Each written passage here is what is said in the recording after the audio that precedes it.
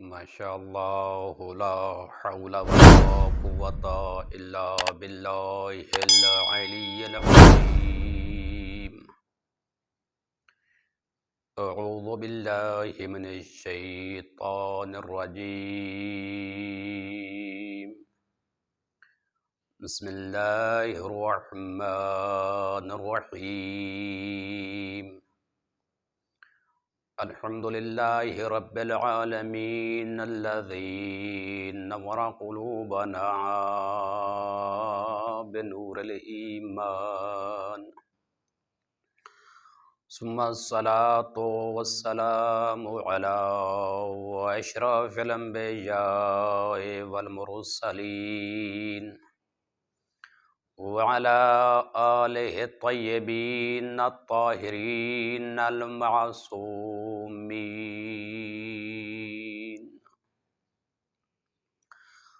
اما بعد فقد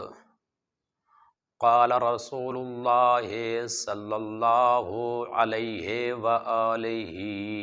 وسلم اشتاقت الجنۃ الی اربع من النساء۔ میرے محترم سامعین، معزز مومنین کرام، جیسا کہ آپ کو معلوم ہے کہ آج 10 رمضان المبارک یوم وفات و وصال جناب سیدہ خدیجۃ الکبریٰ سلام اللہ علیہا ہے۔ جناب خدیجۃ الکبریٰ ام المومنین رسول مکرم اسلام صلی اللہ علیہ وآلہ وسلم کی پہلی زوجہ محترمہ تھیں، تو ان کی سیرت و فضیلت کے حوالے سے چند جملے آپ کی خدمت میں پیش کروں گا۔ حضرت خدیجہ سلام اللہ علیہا جن کا نام خدیجہ اور والد گرامی کا نام خویلد بن اسد، والدہ گرامی کا نام فاطمہ بنت رائدہ یا فاطمہ بنت زائدہ،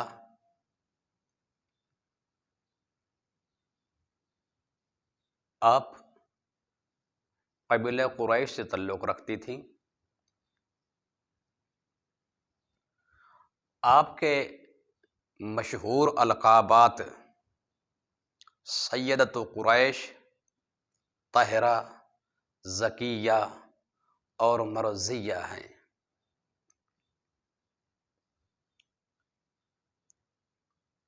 معصوم سے پوچھا گیا تھا کہ خدیجۃ الکبریٰ کو طاہرہ سے کیوں پکارا جاتا تھا، تو معصوم نے ارشاد فرمایا کہ عرب کے فسق و فجور سے بھرپور معاشرہ کے اندر بی بی کا عفت اور پاک دامنی اختیار کرنا اور عفت و پاک دامنی سے زندگی گزارنا، جس کی وجہ سے بی بی کو طاہرہ کا لقب دیا گیا، اور واقعاً بہت عظیم قدر و منزلت کی حامل تھی جناب سیدہ خدیجۃ الکبریٰ۔ بعثت سے پہلے یعنی اعلان نبوت سے پہلے اگر عرب کے معاشرہ پر نگاہ کی جائے تو عرب کا معاشرہ وہ تھا جو جہالت کے گھٹا ٹوپ اندھیرے میں ڈوبا ہوا تھا۔ ہر طرف فسق و فجور عام تھا، شراب نوشی عام تھی، قتل و غارت عام تھی، ڈاکے ڈالنا عام تھا، دوسروں کا حق کھانا عام تھا، گناہ کو معمولی سمجھا جاتا تھا۔ عرب کے اس بدترین معاشرہ کے اندر طاہرہ کا لقب پانا یہ جناب خدیجۃ الکبریٰ کی عظمت و بزرگی کے پر واضح دلیل ہے کہ جناب خدیجۃ الکبریٰ کس قدر اعلیٰ کردار اور اوصاف حمیدہ کی مالک تھیں۔ اور آپ کا دوسرا مشہور لقب سیدۃ قریش، قریش کی خواتین کی سیدہ اور سردار جناب خدیجہ تھیں۔ اور رسول خدا صلی اللہ علیہ وآلہ وسلم نے جناب خدیجۃ الکبریٰ کی عظمت و فضیلت کے بارے میں ارشاد فرمایا کہ فضلت خدیجۃ علی امتی کما فضلت مریم بنت عمران علی نساء العالمین۔ جس طرح پروردگار عالم نے مریم بنت عمران مادر حضرت عیسیٰ علیہ السلام کو عالمین کی عورتوں پہ فضیلت عطا کی ہے، اسی طرح جناب خدیجہ کو میری امت کی عورتوں پہ فضیلت عطا کی ہے۔ اور رسول خدا صلی اللہ علیہ وآلہ وسلم نے ارشاد فرمایا کہ اشتاقت الجنت الی اربع من النساء۔ ویسے تو ہر شخص کی یہ خواہش ہوتی ہے کہ وہ جنت میں جائے، اور رسول خدا صلی اللہ علیہ وآلہ وسلم نے ارشاد فرمایا کہ 4 مرد ایسے ہیں کہ جن کی جنت مشتاق ہے: حضرت علی علیہ السلام، حضرت سلیمان محمدی، حضرت ابو ذر غفاری، حضرت مقداد ابن اسود قندی، اور با اختلاف روایت حضرت عمار ابن یاسر۔ اور پھر خواتین کے بارے میں ارشاد فرمایا کہ ہر مسلمان خاتون اور عورت کی خواہش ہوتی ہے کہ وہ جنت میں جائے۔ اشتاقت الجنت الی اربع من النساء، لیکن جنت یہ خواہش رکھتی ہے، جنت یہ چاہتی ہے کہ 4 خواتین میرے اندر رہیں۔ پہلی خاتون حضرت مریم مادر حضرت عیسیٰ علیہ السلام، کہ جنت جس کی خواہش رکھتی ہے کہ یہ معظمہ میرے اندر رہے۔ دوسری خاتون حضرت آسیہ بنت مزاحم، فرعون کی بیوی، یہ وہ باعظمت با ہمت و شہیدہ خاتون ہے جس نے توحید کی خاطر ظلم و ستم برداشت کیے اور جان اللہ کے حضور قربان کر دی اور پیغام توحید پہ اپنی جان کو نچھاور کر دیا تھا۔ جنت چاہتی ہے کہ آسیہ بنت مزاحم میرے اندر رہے، اور جنت اس معظمہ کی مشتاق ہے۔ تیسری ارشاد فرمایا خدیجہ بنت خویلد، زوجۃ النبی فی الدنیا والآخرہ، دنیا و آخرت میں رسول خدا صلی اللہ علیہ وآلہ وسلم کی عظیم المرتبہ زوجہ حضرت خدیجہ سلام اللہ علیہا، کہ جنت جن کی مشتاق ہے، اور جنت چاہتی ہے کہ یہ معظمہ میرے اندر رہے اور میرے اندر رہے۔ اور چوتھی جس معظمہ کی جنت مشتاق ہے، فاطمہ بنت محمد سلام اللہ علیہا، حضرت فاطمہ الزہرا سلام اللہ علیہا کی جنت مشتاق ہے۔ عزت و عظمت کے حوالے سے بی بی بہت اہمیت کی حامل تھی، اور بی بی کا معاشرہ کے اندر ایک مقام تھا، اور بعض اہل سنت کتب کی روایات کے مطابق بی بی کو ملیکۃ العرب کہا جاتا تھا۔ ملیکۃ العرب یعنی عرب کی شہزادی۔ اور پروردگار عالم نے آپ کو بہت خیر و برکت و کرامت سے نوازا ہوا تھا۔ عرب کی مالدار خاتون تھیں، با یک وقت ہزاروں کی تعداد میں اونٹوں کے قافلے یمن، مصر اور شام کی طرف تجارت کا سامان لے کے آتے تھے اور جاتے تھے۔ تو ایک مرتبہ حضرت ابو طالب نے رسول خدا صلی اللہ علیہ وآلہ وسلم سے ارشاد فرمایا کہ اے میرے بیٹے، ہم چاہتے ہیں کہ تم بھی کوئی کاروبار شروع کرو، تجارت کرو۔ تو اس سلسلے میں ہم بات کریں گے جناب خدیجہ سے، کیونکہ وہ عرب کی مالدار خاتون ہیں، اور وہ معظمہ بہت سے روزگار لوگوں کو پیسے دیتی تھیں، مال دیتی تھی تاکہ وہ مال کے ذریعے اپنا کاروبار شروع کریں، اور جو منافع ہوتا تھا وہ جیسے طے شدہ ہوتا تھا کہ مال حضرت خدیجہ سلام اللہ علیہا کا ہوتا تھا، کاروبار دوسرے لوگ کرتے تھے، اور جو پرافٹ ہوتا تھا اس کا ایک خاص حصہ جو مقرر ہوتا تھا وہ جناب خدیجۃ الکبریٰ کو ملتا تھا۔ تو حضرت ابو طالب نے چاہا کہ اس سلسلے میں جناب خدیجۃ الکبریٰ سے بات کریں، تو جب یہ بزرگان قریش جناب خدیجۃ الکبریٰ کے پاس تشریف لے گئے اور اپنی خواہش کا اظہار کیا، تو جناب خدیجۃ الکبریٰ نے عرض کی، اے سرداران قریش، میں چاہتی ہوں کہ اس دفعہ جو شام کی طرف میرے سامان اور مال کا قافلہ جائے، اس قافلے کے اوپر میں حضرت محمد مصطفیٰ صلی اللہ علیہ وآلہ وسلم کو پورے اختیارات دے کے امین مقرر کرتی ہوں۔ اور حضرت محمد صلی اللہ علیہ وآلہ وسلم نے جناب خدیجہ کی اس پیش نہاد کو قبول فرمایا اور سامان تجارت لے کے شام گئے، اور جناب خدیجہ نے حضرت کے ساتھ اپنے 2 غلاموں کو ملایا اور غلاموں کو حکم دیا کہ ہر مقام پہ اور ہر معاملہ کے اندر آپ نے حضرت محمد مصطفیٰ صلی اللہ علیہ وآلہ وسلم کے حکم کی تعمیل کرنی ہے۔ تو جب یہ قافلہ تجارت کا واپس لوٹا تو حضرت محمد مصطفیٰ صلی اللہ علیہ وآلہ وسلم کی حسن تدبیر سے اور معاملہ فہمی سے جناب خدیجہ کو اس تجارتی قافلے میں دگنا منافع آیا، اور بی بی آپ کی صداقت سے، آپ کی امانت سے متاثر ہوئیں، اور اس سے پہلے بھی رسول خدا صلی اللہ علیہ وآلہ وسلم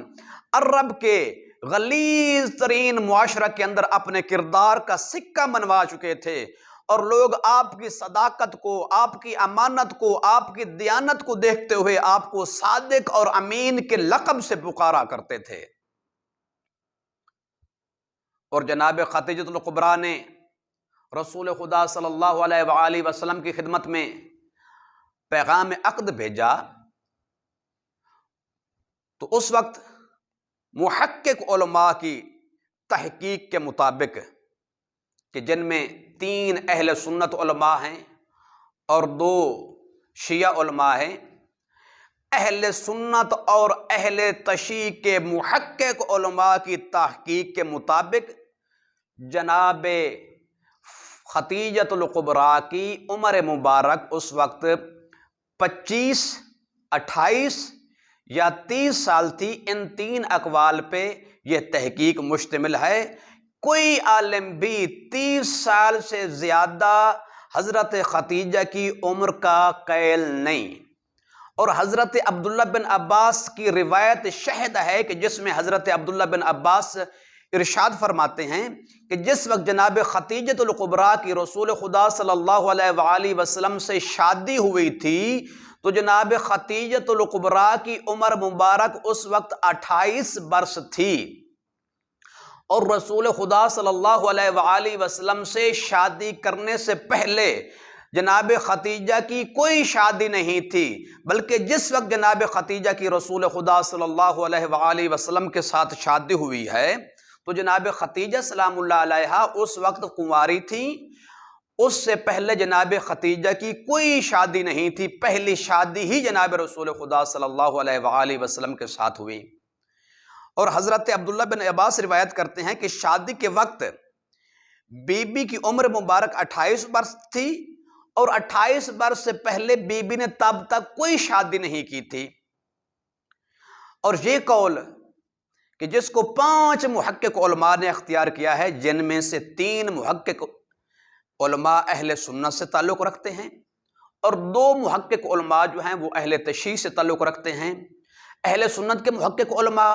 جو اس بات کے قائل ہیں کہ بی بی کی عمر مبارک 30 برس سے زیادہ نہیں تھی، ان میں سنی عالم ابو القاسم اسماعیل بن محمد اصفہانی، دوسرے عالم دین ابو القاسم کوفی، تیسرے عالم دین احمد بلادری، یہ 3 اہل سنت کے علماء ہیں، اور 2 اہل تشیع کے علماء، جن میں سے پہلے نمبر پہ جناب شیخ طوسی علیہ رحمہ، انہوں نے اس قول کو اپنی کتاب تلخیص کے اندر ذکر فرمایا، اور دوسرے عالم دین سید مرتضیٰ علم الہدا جو کہ شیخ طوسی علیہ رحمہ کے استاد تھے، ان کا قول ہے، انہوں نے اپنی کتاب شافی کے اندر اس مبنی کو اختیار کیا کہ جناب خدیجۃ الکبریٰ سلام اللہ علیہا کی عمر مبارک 30 سال سے زیادہ نہیں تھی جب انہوں نے رسول خدا صلی اللہ علیہ وآلہ وسلم کے ساتھ شادی کی، تو اس وقت وہ کنواری تھی، اس سے پہلے ان کی کوئی شادی نہیں تھی۔ تو یہ تو تھے 5 علماء کے اقوال، اور یہ قول کہ جناب خدیجۃ الکبریٰ کی پہلے کوئی شادی نہیں تھی۔ اب آتے ہیں جناب خدیجۃ الکبریٰ کی سیرت و زندگی کی طرف۔ رسول خدا صلی اللہ علیہ وآلہ وسلم کے ساتھ جو بی بی نے شادی کرنے کا فیصلہ کیا تھا، اس کی ایک بہت لمبی چوڑی داستان ہے کہ کس طرح معظمہ رسول خدا صلی اللہ علیہ وآلہ وسلم کی زندگی سے متاثر تھیں، کس قدر ان کی زندگی سے جناب بی بی سلام اللہ علیہا نے یعنی متاثر ہو کے عقد کا پیغام بھیجا۔ حضرت خدیجہ سلام اللہ علیہا حضرت محمد مصطفیٰ صلی اللہ علیہ وآلہ وسلم کے نیک سلوک، اچھے گفتار، اعلیٰ اخلاقی اقدار، امانت داری اور دیانت داری سے متاثر ہو کر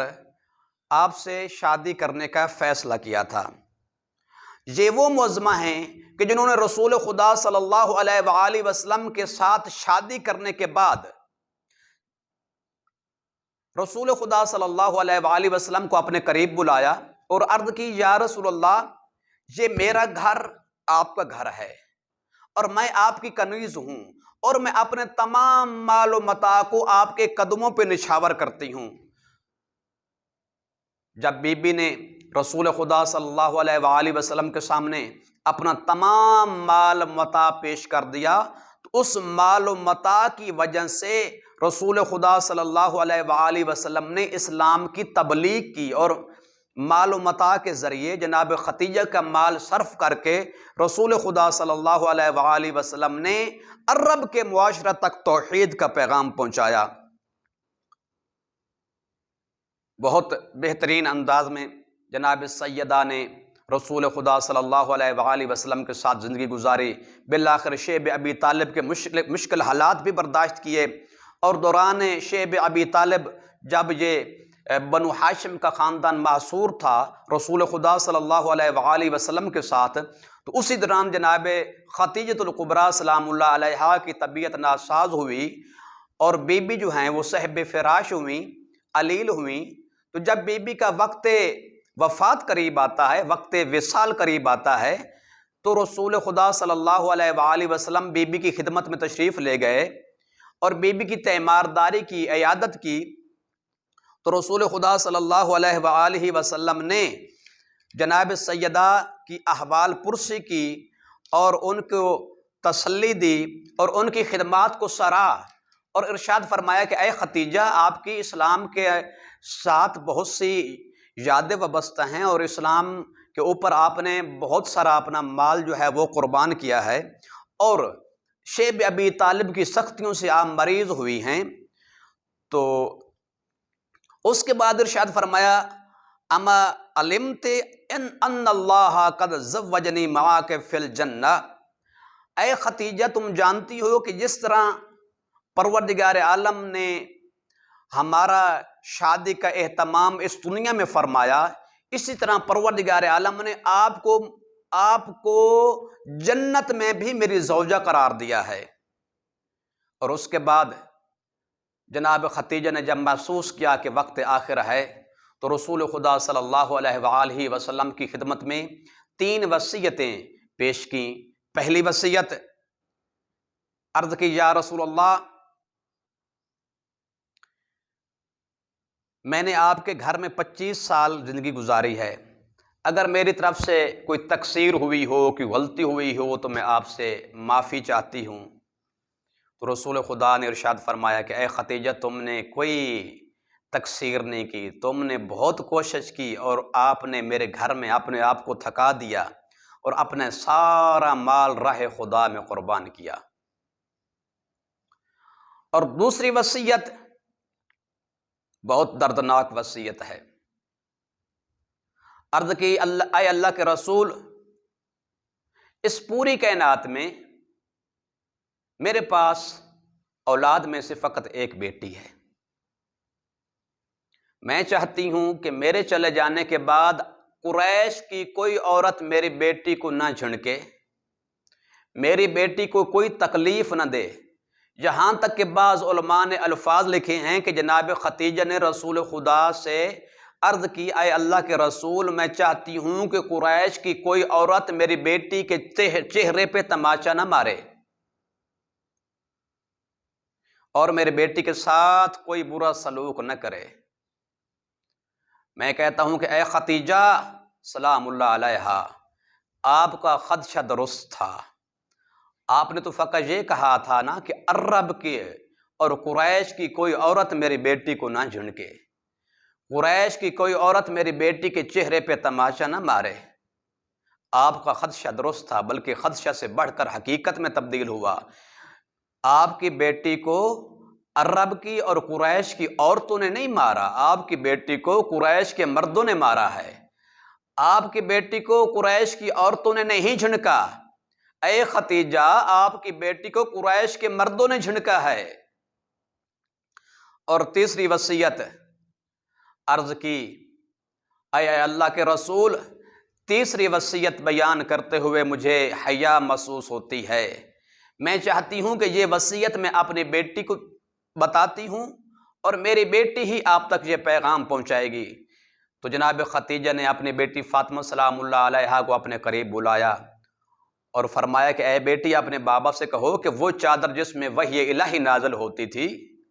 وہ چادر مجھے کفن کے طور پہ پہنانا۔ تو جناب فاطمہ زہرا سلام اللہ علیہا نے یہ وصیت اپنے بابا کے حضور پیش کی، اور رسول خدا صلی اللہ علیہ وآلہ وسلم نے وہ چادر جناب خدیجہ کے سپرد فرمائی، اور چادر دیکھ کے جناب خدیجہ بہت خوش ہوئیں اور عرض کی کہ مجھے قبر کے اندھیرے سے ڈر لگتا ہے، جب یہ چادر میرے پاس ہوگی تو اس چادر کی برکت سے میری قبر جو ہے وہ نورانی ہو جائے گی۔ اور جب بی بی کا وصال ہوا تو حضرت جبرائیل علیہ السلام جنت سے کفن لے کے آئے تھے۔ تو رسول خدا صلی اللہ علیہ وآلہ وسلم نے جنت کا کفن اور اپنی نزول وحی والی چادر کے جس کی جناب سیدہ خدیجہ الکبریٰ نے سفارش اور وصیت کی تھی، جناب خدیجہ کو کفن کے طور پہ پہنائی اور مقام ہجون پہ جناب سیدہ خدیجہ سلام اللہ علیہا کو دفن فرمایا۔